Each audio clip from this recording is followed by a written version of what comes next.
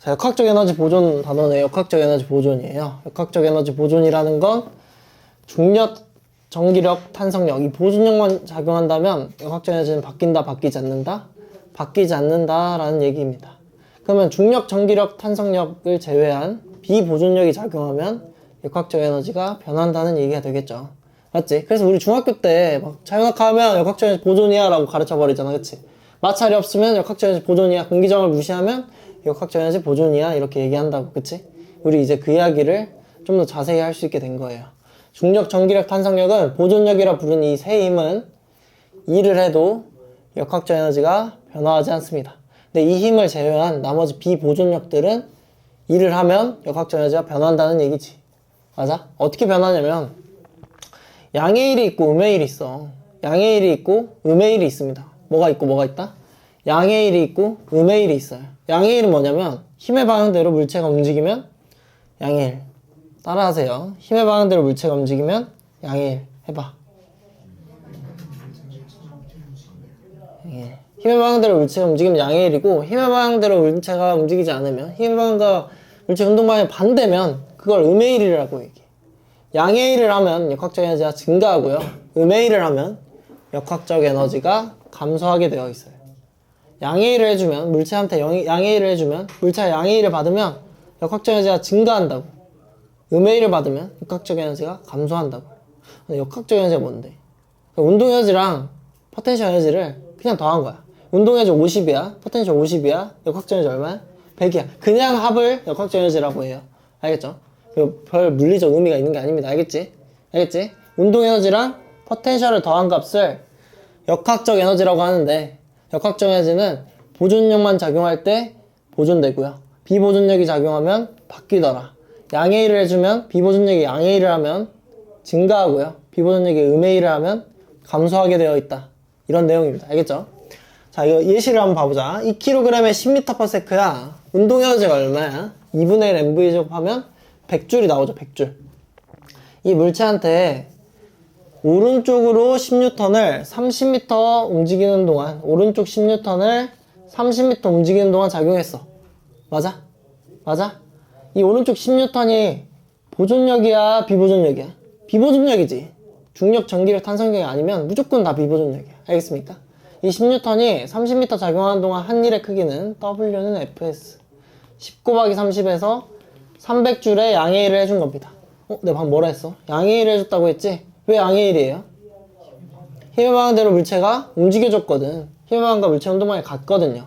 그럼 양의 일이라고. 그럼 역학적 에너지는 증가한다고. 원래 역학적 에너지가 100줄이었죠? 증가하면 얼마가 돼? 400줄이 된다고. 나중 속도가 얼마가 돼? 20이 돼. 이렇게 푸는 거예요. 원래는 우리 뉴턴 역학 할 때는 물체 운동 할 때는 앞단원 할 때는 운동 방정식을 세워서 문제풀이를 했죠. 가속도를 구했단 말이야. A는 n분의 F를 했다고. 근데 지금 봐봐.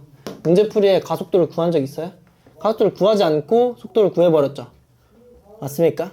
지금까지 뉴턴 운동 방정식과는 전혀 다른 풀이를 제시하고 있다 이겁니다. 알겠어요? 이거에 또 익숙해져서 이렇게 에너지적 관점으로 문제풀이하는 것도 할 줄 알아야 되는 거예요. 이해하겠어요? 이해하겠어? 운동 방정식을 세웠으면 어떻게 했을까?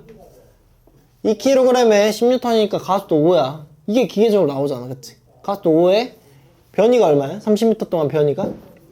30이지. 그러면 EAS가 얼마야? EAS가? A가 5야. S가 30이야. EAS는 얼마야? 얼마?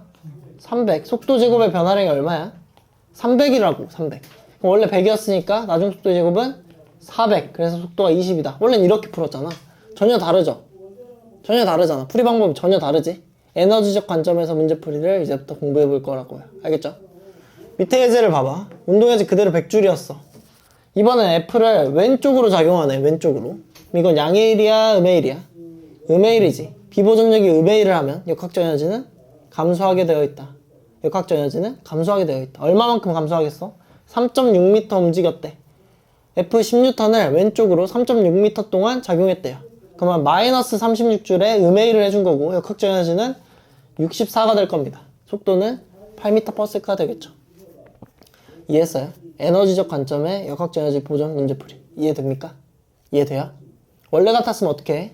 2kg에 왼쪽으로 10이니까 가속도는 마이너스 5. 2as 해버리면 2 곱하기 마이너스 5 곱하기 s가 3.6. 마이너스 10이고 마이너스 36이고 그지? 속도 제곱이 36 변해서 속도 제곱 100에서 36 변하면 64. 속도가 8이다. 원래는 이렇게 풀었다고. 뭐가 다른지 알겠어요? 차이를 이해하겠습니까? 이해돼요? 그럼 이 문제를 한번 풀어보자고. 그림은 지면에 정지해 있던 1kg짜리 물체가 지면으로부터 높이 h인 지점까지 올라간 후 다시 지면에 내려올 때까지 각 구간에서 받은 힘을 나타낸 것이고 V1과 V2는 각각 8m, 20m 지점을 위로 지날 때의 속력을 나타낸 것이다. 문제 1번 V1 대 V2를 구하시오. 문제 2번은 최고점의 높이를 구해보고 문제 3번은 지면에 도착할 때 속력이 0이 되게 하기 위한 F3을 구하시오. 이런 문제예요. 이런 문제라고. 에너지 관점에서 문제풀이를 해볼게. 어떻게 푸는지 잘 봐. 처음에 0m 지점에 정지해 있었대. 운동에너지 있어 없어? 없었어. 여기를 포텐셜 기준면으로 잡으면 여기 위치 에너지가 얼마인 거예요? 중력 포텐셜 에너지가 0인 거죠. 처음에 역학적 에너지는 0이었습니다. 이해했어요? 이해돼? 근데 F1 40N을 8m 올라가는 동안 작용하겠대. F1도 위로 작용하고 물체 운동 방향도 윗방향이니까 이 F1은 양의 일을 해, 음의 일을 해? 양의 일을 해. 보존력이야, 비보존력이야? 비보존력이야. 역학적 에너지 증가해, 감소해? 증가해. 얼마만큼 증가해? 이 힘이 한 1만큼. 40 곱하기 8 FS 320 줄만큼의 역학적 에너지가 증가한다고요. 이해돼요? 근데 원래 역학적 에너지가 0이었으니까 얼마가 돼야 돼? 320이 돼야 돼. 따라오고 있습니까? 근데 높이가 8m지? 질량이 얼마예요? 1kg이야 1kg. 그럼 중력 포텐셜이 얼마 가지고 있는 거야? mgh가 얼마야? 1 곱하기 g10 곱하기 높이 h가 8이니까 80줄의 중력 포텐셜을 가지고 있다고. 역학적 에너지가 320일 텐데 중력 포텐셜이 80이네. 운동 에너지 얼마야? 240이겠네. 이해돼요? 이해하고 있어요? 잘 따라오세요. 여기가 제일 중요합니다. 알겠죠? 이 상태에서 운동 에너지 240까지 체크하고 이 상태에서 F1은 더 이상 없어. 뭐만 작용해? 이제 중력만 작용하는 거야. 중력은 뭐야? 보존력이야. 역학적 에너지 바뀌어 안 바뀌어? 안 바뀌지. 그대로 얼마여야 돼?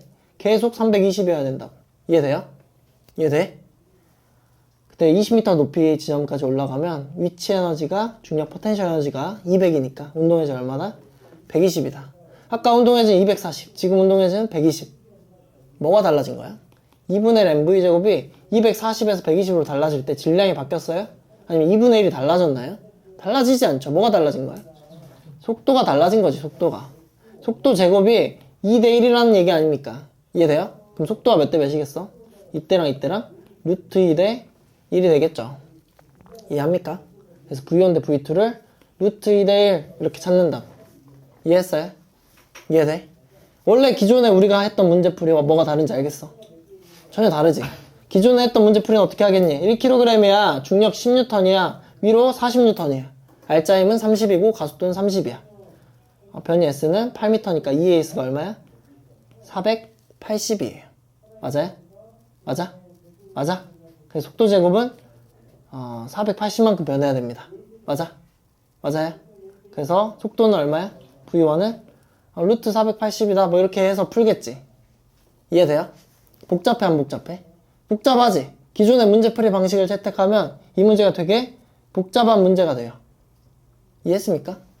이해가 돼요? 그래서 에너지적 관점에서 문제풀이를 연습하는 겁니다. 됐지? 됐지? 역학 문제풀이를 두 갈래로 나눠 설명했다고. 하나는 뭐야? 기존의 운동 방정식 A는 n분의 F를 이용해서 푸는 거고, 하나는 에너지적 관점에서 문제풀이를 진행하는 거예요. 우린 지금 에너지적 관점을 처음 배우고 있습니다. 알겠지? 자, 그럼 최고점 높이 H에서는 운동 에너지가 얼마일 거야? 속도가 0이니까 운동 에너지 0. 근데 역학적 에너지 보존돼야 되니까 역학적 에너지 320이어야 되니까 위치 에너지가 320. 높이 H는 얼마다? 32m다. 라는 걸 바로 찾을 수 있겠죠. 됐어요? 그러면 이제부터 내려갈 건데, 내려가는 동안 힘 F2가 아래로 20N 동안 작용한대. F2는 보존력이 아니야. 보존력이 아니죠. 비보존력이죠. 맞아요? 맞아? 양의 일이야, 음의 일이야? 양의 일이죠. 왜요? 물체 운동 방향도 아래 방향, 힘의 방향도 아래 방향. 그러면 얘가 한 일, 이 비보존력이 한 일은 역학적 에너지를 증가시켜 감소시켜? 증가시키겠지. 양의 1이니까. 얼마만큼 일을 했어요? 20N은 몇 미터 동안 작용해? 여기 내려오는 동안 12m 동안 작용해. 여기 12m인 거 어떻게 알았어? 여기가 31이니까 여기 간격이 얼마야? 12m라고. 됐어요? 됐어? 얼마만큼의 양의 일을 해? 29 곱하기 12, 240줄의 양의 일을 했어. 근데 원래 역학적 에너지가 320이었죠? 240 증가하면 얼마가 돼? 560이 돼. 됐어? 근데 위치 에너지가 200이네. 운동 에너지는 360. 이렇게 찾는 거라고요. 지금 앞에는 뭘 쓰고 있어요? 운동 에너지. 뒤에는 위치 에너지를 계속해서 쓰고 있습니다. 알겠죠? 이걸 나중에 간단히 정리하는 걸 이렇게 괄호 안에 넣는 걸 연습 많이 해야 돼. 됐지?